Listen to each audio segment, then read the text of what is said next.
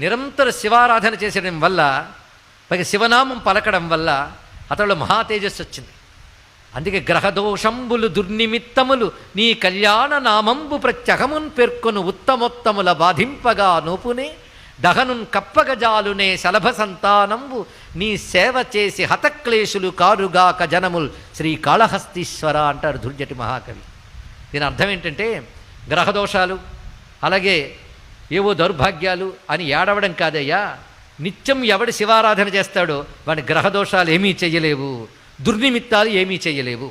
కర్మ కొద్దీ అవి చెయ్యడానికి వచ్చినా ఏమవుతాయి అంటే అగ్ని వైపు వెళ్ళిన మిడతలు ఎలా దగ్ధమైపోతాయో శివారాధకుడిని బాధించడానికి వచ్చినటువంటి గ్రహములు కూడా ఆ విధంగా భస్మవుతాయి తప్ప వాడిని బాధించలేవు అని దుర్జటి మహాకవి చెప్పారండి ఇక్కడ.